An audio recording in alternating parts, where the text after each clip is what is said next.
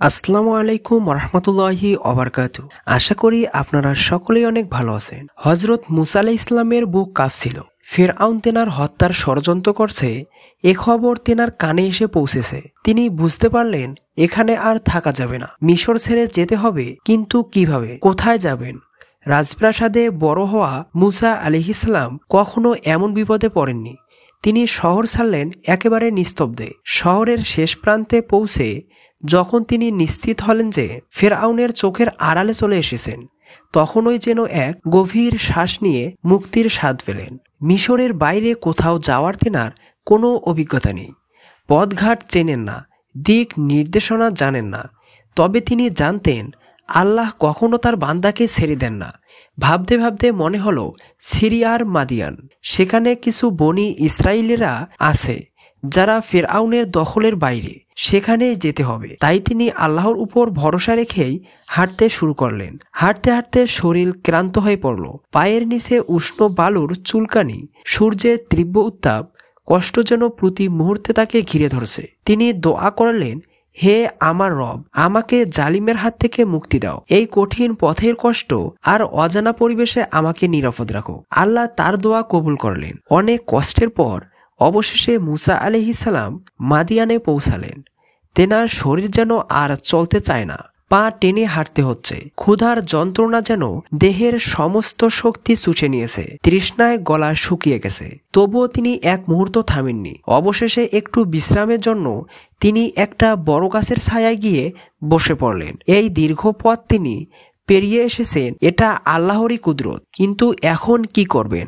হঠাৎ কিছু দূরে একটা কূপ দেখতে পেলেন। সেখানে অনেক রাখাল তাদের পশুদের পানি পান করাচ্ছে। কিন্তু তার চোখ আটকে গেল দুই তরুণী মেয়ের দিকে। তারা একটু দূরে দাঁড়িয়ে আছে, হাতে দড়ি ধরে দুইটা পশু নিয়ন্ত্রণ করছে। মুসা আলাইহিস সালাম অবাক হলেন, ওরা কূপের কাছে যাচ্ছে না কেন? তিনি খেয়াল করলেন মেয়েগুলো লাজুকভাবে দাঁড়িয়ে আছে। তারা কোনোভাবেই পুরুষদের ভিড়ে ঢুকে তাদের পশুগুলোকে পানি পান করাতে পারছে না। মাঝে মাঝে পশুগুলো এগিয়ে যেতে চাইলে তারা টেনে ধরে রাখছে, যেন রাখালদের ভিড়ে না মিশে যায়। মুসা আলাইহিস সালাম ধীরে ধীরে উঠে দাঁড়ালেন। যদিও তিনি নিজেই ক্লান্ত, ক্ষুধার্ত, দুর্বল, তবুও অন্যের বিপদ দেখলে তা উপেক্ষা করা তার স্বভাব নয়। হজরত মুসা আলাইহিস সালাম তাদের দিকে এগিয়ে গেলেন এবং তাদের কাছে গিয়ে সরাসরি জানতে চাইলেন, তোমরা এখানে দাঁড়িয়ে আছো কেন? মেয়েরা একে অপরের দিকে তাকালো। তারপর একজন বিনয়ের সঙ্গে উত্তর দিল, আমরা কখনো পুরুষদের ভিড় ঠেলে কাজ করি না, কিন্তু আমাদের পরিবারে এমন কেউ নেই যে এই কাজ করতে পারে। আমাদের বাবা খুবই বৃদ্ধ, তাই আমাদেরও এই কাজ করতে হয়। আমরা অপেক্ষা করছি যেন রাখালরা চলে গেলে তারপর আমাদের পশুগুলোকে পানি দিতে পারি। মুসা আলাইহিস সালাম মেয়েদের কথা শুনে একটু থমকে গেলেন। এরা তো বেশ অভিজাত পরিবারের মতো মনে হচ্ছে, তাহলে এমন কষ্ট সহ্য করছে কেন? তিনি জানতে পারলেন এরা নবী শুআয়ব আলাইহিস সালামের কন্যা। তাদের বাবা বৃদ্ধ, তাই বাধ্য হয়ে তারা এই কাজ করছে, আর কোনো কথা নয়। তিনি এক দৃষ্টিতে কূপের দিকে তাকালেন, তারপর সরাসরি এগিয়ে গেলেন। ক্লান্ত শরীরের পরোয়া করলেন না, একাই রাখালদের ভিড় ঠেলে ঢুকে গেলেন। কেউ কিছু বলার আগেই তিনি শক্ত হাতে দড়ি টেনে পানির বালতি তুললেন, পানি কূপ থেকে উঠিয়ে আনলেন, আর এক এক করে সেই দুই বনের পশুগুলোকে পানি পান করিয়ে দিলেন। মেয়েরা কিছু বলল না, শুধু তাকিয়ে রইল। এই অচেনা ক্লান্ত শ্রান্ত যুবক তাদের কোনো বিনিময় ছাড়াই সাহায্য করে দিল। কাজ শেষ হওয়ার পর তারা ধীরে ধীরে ঘরের পথে রওনা দিল। আর মুসা আলাইহিস সালাম তিনি আবার সেই গাছের ছায়ায় গিয়ে বসে পড়লেন। আর তখনই তেনার হৃদয়ের গভীর থেকে বেরিয়ে এলো এক দোয়া, হে আমার রব, আমি তোমার দেয়া যে কোনো কল্যাণের মুখাপেক্ষী। মুসা আলাইহিস সালাম সেই গাছের নিচে বসেছিলেন, একেবারে নিঃসঙ্গ, ক্লান্ত, ক্ষুধার্ত, কিন্তু তার হৃদয়ে ছিল প্রশান্তি।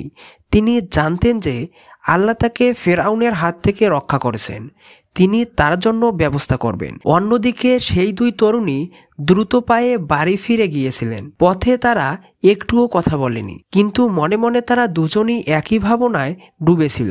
কে এই যুবক? এত শক্তিশালী হয়ে, এত বিনয়, এত ক্লান্ত হয়ে আমাদের জন্য সাহায্যের হাত বাড়িয়ে দিল। ঘরে পৌঁছে তারা হজরত সোয়াইব আলাইহিসসালামের কাছে সব খুলে বলল।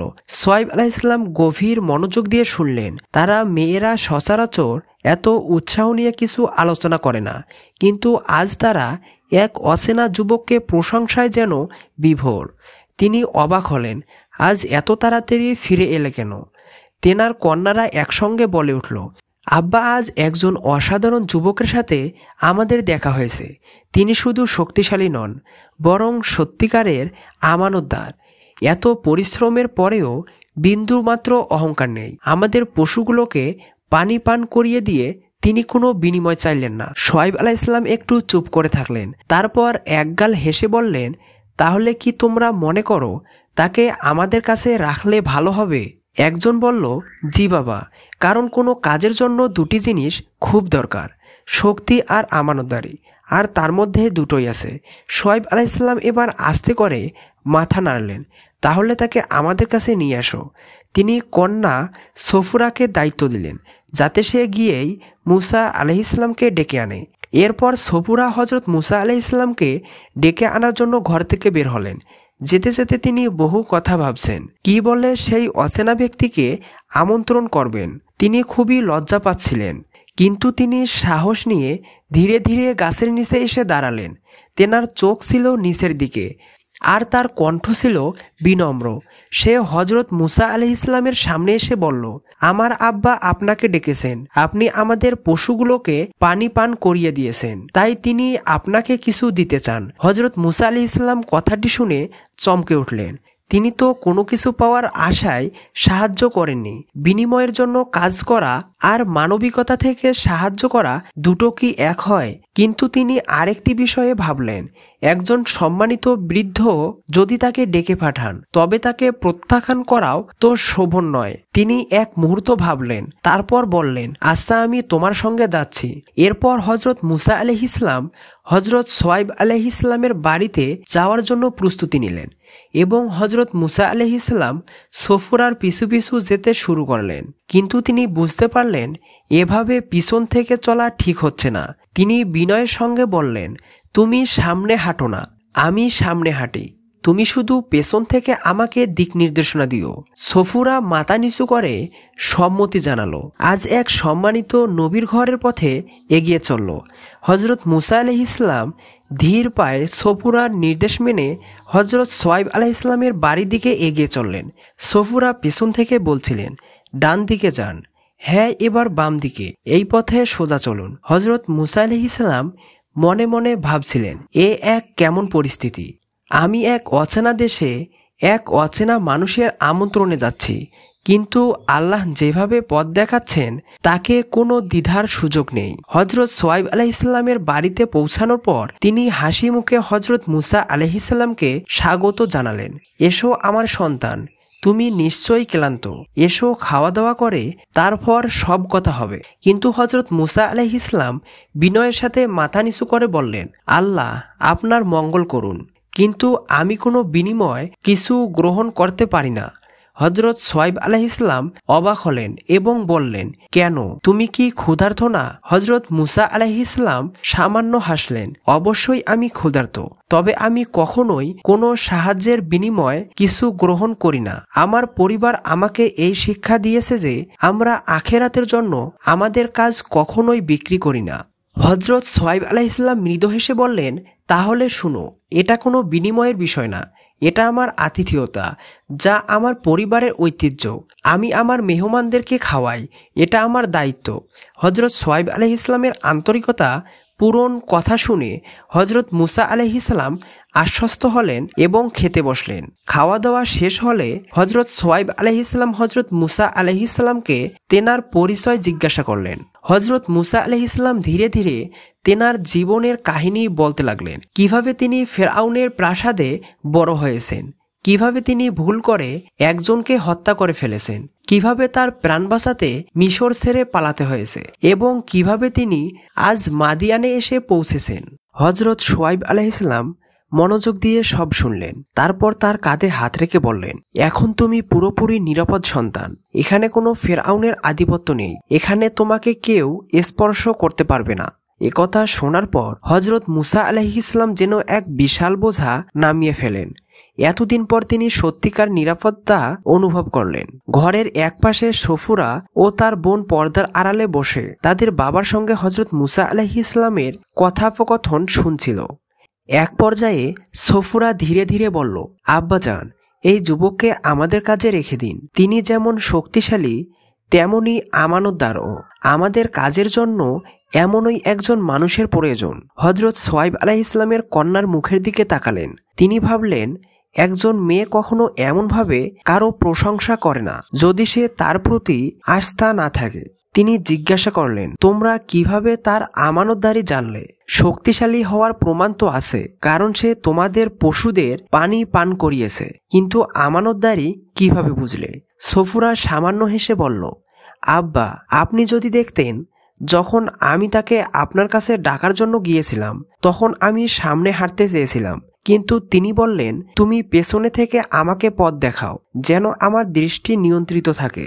এটা কি একজন আমানতদার ব্যক্তির লক্ষণ নয়? হযরত সোয়াইব আলাইহিস সালাম সন্তুষ্ট হয়ে মাথা নাড়লেন। তারপর তিনি মনে মনে ভাবলেন, তাহলে আমি যদি তাকে কাজে না রেখে যদি আমি তাকে আমার একটি কন্যার বিয়ের প্রস্তাব দেই, সে কি রাজি হবে? কিছুক্ষণ পর হযরত সোয়াইব আলাইহিস সালাম হযরত মুসা আলাইহিস সালামকে ডাকলেন এবং কোমল কণ্ঠে বললেন, আমি যদি আমার একটি কন্যার সাথে বিবাহ দেই, তাহলে তুমি কি বলো? হযরত মুসা আলাইহিস সালাম বললেন, আমি আপনার কন্যাকে বিবাহ করতে রাজি আছি, কিন্তু আমি যখন মিশর ছেড়ে মাদিয়ানে এসেছিলাম তখন আমার কাছে কিছুই ছিল না, তাই মোহরনা দেয়ার মতো আমার কাছে এখন কিছুই নেই। হযরত সোয়াইব আলাইহিস সালাম গম্ভীর কণ্ঠে বললেন, হে মুসা, আমি চাই তুমি আমার এক কন্যাকে বিবাহ করো।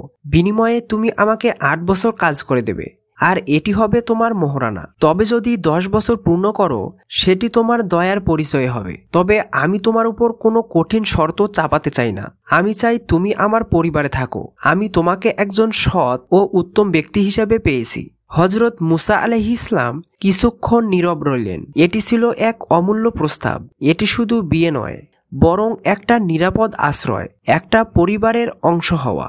তিনি মাথা নিচু করে বিনয়ের সঙ্গে বললেন, আমরা যা চুক্তি করলাম তার সাক্ষী আল্লাহ। আমি শর্ত পূরণ করব।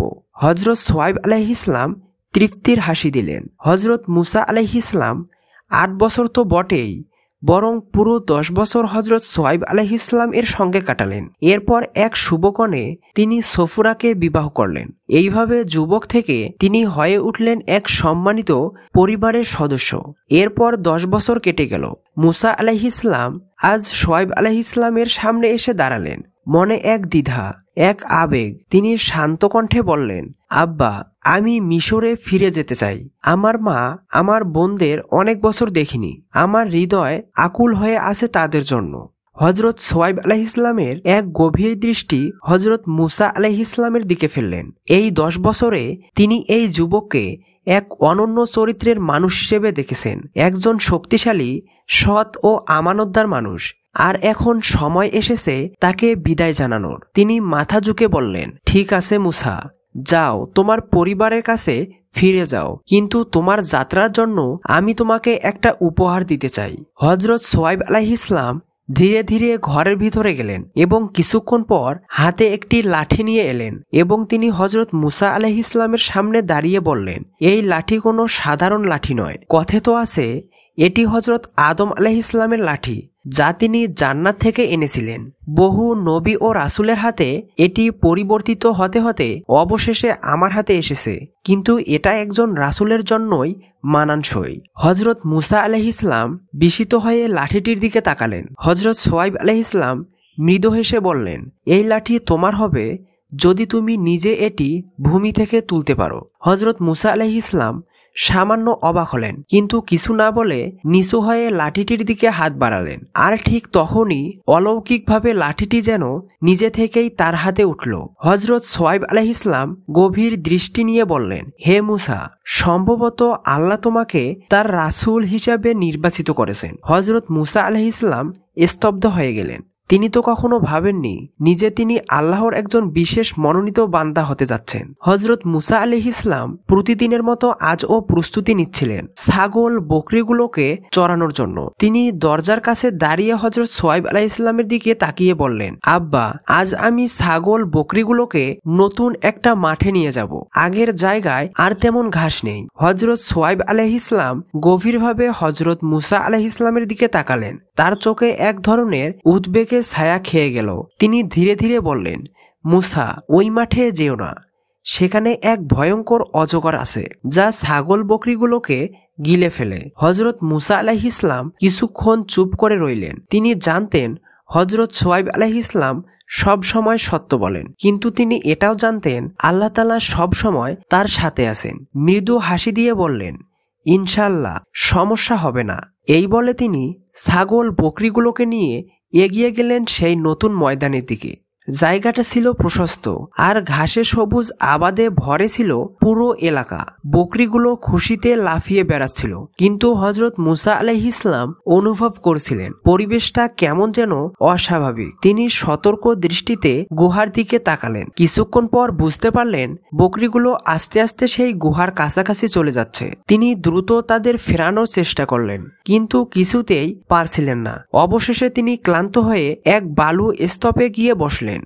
হাতে থাকা লাঠিটিকে পাশে রেখে ধীরে ধীরে বললেন, হে লাঠি, তুমি এখানকার পাহারাদার। যখন অজগর আসবে তুমি তাকে মেরে ফেলবে, যেন সে ছাগল বকরিগুলোকে ক্ষতি না করতে পারে। এই কথা বলে তিনি চোখ বন্ধ করে বিশ্রাম নিতে শুয়ে পড়লেন। কিছুক্ষণ পর এক ভয়ঙ্কর গর্জন পুরো ময়দান কাঁপিয়ে দিল। হযরত মুসা আলাইহিস সালাম তখন নিদ্রামগ্ন। হঠাৎ এক বিশাল অজগর গুহা থেকে বেরিয়ে ছুটে এলো। তার চোখ দুটো আগুনের মতো লাল আর তার বিশাল দেহ ভয়ঙ্করভাবে কিলবিল করছে। ছাগল বকরিগুলো আতঙ্কে দৌড়াদৌড়ি শুরু করলো। ঠিক তখনই এক অবিশ্বাস্য ঘটনা ঘটল। হযরত মুসা আলাইহিস সালামের লাঠিটি কেঁপে উঠল আর মুহূর্তের মধ্যে সেটি এক বড় বিষাক্ত সাপের রূপ নিল। সেই সাপটি দ্রুত লাফিয়ে গিয়ে অজগরের দিকে তেড়ে গেল। অজগরটি প্রথমে কিছুটা হতভম্ব হয়ে গেল, কিন্তু কিছু বুঝে ওঠার আগেই লাঠিরূপী সাপটি তার গায়ে ছোবল মারতে শুরু করলো। অজগরটি তীব্র যন্ত্রণায় ছটপট করতে লাগলো। কিছুক্ষণ পর বিষের প্রভাবে বিশাল সাপটি মাটিতে লুটিয়ে পড়ল। লাঠিরূপীর সেই সাপটি তখন ধীরে ধীরে হযরত মুসা আলাইহিস সালামের কাছে ফিরে এলো এবং আবারও লাঠিতে পরিণত হলো। এরপর হযরত মুসা আলাইহিস সালামের যখন নিদ্রাভঙ্গ হলো, তখন তিনি দেখলেন এক বিশাল অজগর সাপ মরা পড়ে আছে। তিনি তার হাতে থাকা লাঠিটির দিকে তাকিয়ে ভাবছিলেন, এত বড় অলৌকিক ঘটনা এই লাঠির দ্বারা সম্ভব হলো কিভাবে। এই অলৌকিক দৃশ্য দেখে তিনি আল্লাহর শুকরিয়া আদায় করলেন। এরপর তিনি ছাগল বকরিগুলো নিয়ে ঘরে ফিরে এলেন। এরপর বাড়ি ফিরে তিনি হযরত সোয়াইব আলাইহিস সালামের সামনে দাঁড়িয়ে বললেন, আব্বা, আপনি যে অজগরের কথা বলেছিলেন সেটি আজ মরে গেছে। হযরত সোয়াইব আলাইহিস সালাম গভীরভাবে হযরত মুসা আলাইহিস সালামের দিকে তাকালেন। তার চোখে মুখে বিষয় ও প্রশান্তি তিনি বুঝে গেলেন এই যুবক সাধারণ কেউ নন। তিনি দীর্ঘ শ্বাস ফেলে বললেন, এইটাই সেই নিদর্শন, মুসা, তুমি আল্লাহর রাসূল হওয়ার জন্য নির্বাচিত হয়েছ। অবশেষে একদিন মুসা আলাইহিস সালাম এসে বললেন, আব্বা, আমি মিশর ফিরে যেতে চাই, আমার পরিবারকে দেখতে চাই। হযরত সোয়াইব আলাইহিস সালাম কিছুক্ষণ চুপ করে রইলেন। তারপর ধীরে ধীরে বললেন, তুমি যাও মুসা, আল্লাহ তোমার সহায় হন। তবে মনে রেখো, এই লাঠিটি তোমার জন্য বিশেষ উপহার। এটি তোমার পথ চলার সঙ্গী হবে। মধ্যাহ্নের আকাশ তখন শান্ত, বাতাসে বিকেলের মৃদু শীতলতা। দিনের কাজ শেষ করে ঘরে ফেরার সময় হযরত মুসা আলাইহিস সালামের স্ত্রীর দিকে তাকিয়ে বললেন, সফুরা, তুমি কি তোমার আব্বাকে বলতে পারো আমাদের কিছু ছাগল বকরি দিলে ভালো হয়? দীর্ঘ পথযাত্রার আগে আমাদের একটু সঞ্চয় দরকার। সফুরা মৃদু হেসে বললেন, আমি আব্বাকে বলবো, তিনি নিশ্চয়ই কিছু ব্যবস্থা করবেন। এরপর সফুরা বাবার কাছে গিয়ে বিনয়ের সাথে অনুরোধ করলেন। হযরত সোয়াইব আলাইহিস সালাম ধীরস্থিরভাবে মনস্ক ছিলেন। তিনি কিছুক্ষণ চিন্তা করলেন, তারপর মৃদু হেসে বললেন, এই বছর আমাদের বকরিগুলো যে বাচ্চা দেবে সবই তোমরা নিয়ে নিও। আল্লাহ যা দান করবেন তা তোমাদের জন্য বরকতময় হবে। সফুরা আনন্দে বাবার কথা শুনে তারপর ফিরে এসে হযরত মুসা আলাইহিস সালামকে সব বলল। হযরত মুসা আলাইহিস সালাম কথাগুলি শুনে খুশি হয়ে গেলেন। এরপর 4 বছর কেটে গেল। হযরত মুসা আলাইহিস সালাম সতর্কতার সাথে ছাগল বকরিগুলো চড়াচ্ছিলেন। হযরত শুআয়ব আলাইহিস সালাম একদিন তাকে ডেকে বললেন, মুসা, এবার শোনো, যদি আমার ছাগল বকরিগুলো এই বছর শুধু নরবাচ্চা দেয় তবে সব তোমার। হযরত মুসা আলাইহিস সালাম বিস্মিত হলেন, কিন্তু আল্লাহর উপর ভরসা রেখে চুপচাপ শুনলেন। কিন্তু সত্যি সেই বছর শুধু নরবাচ্চা জন্ম নিল। হযরত শুআয়ব আলাইহিস সালাম মৃদু হাসলেন। আল্লাহ তোমার ভাগ্যে এই নিয়তি লিখে দিয়েছে হে মুসা। এরপর বছর ঘুরে আবার নতুন চুক্তি।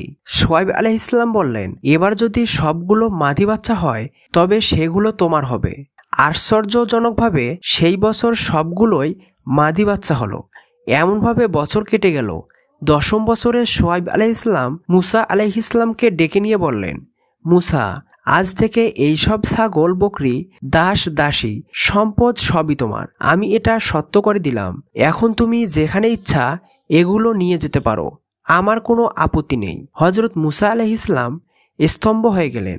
এ কি সত্যি এতদিনের পরিশ্রমের ফল এত বিশাল হবে? হযরত শুআয়ব আলাইহিস সালাম তাকে স্নেহে দেখলেন। তুমি সততার সঙ্গে কাজ করেছো, আল্লাহ তোমাকে বরকত দিয়েছেন। এখন তোমার সময় এসেছে মুসা, মিশরে যাও, তোমার পরিবার তোমার জন্য অপেক্ষা করছে। এরপর সফুরা বাবার কাছ থেকে বিদায় নিতে এলেন। তার চোখে জল, কিন্তু মুখে শান্তির ছাপ। আব্বা, আপনি সবসময় আমাদের দোয়া করবেন। হযরত শুআয়ব আলাইহিস সালাম তার মাথায় হাত রেখে বললেন, তোমাদের যাত্রা যেন বরকতময় হয়।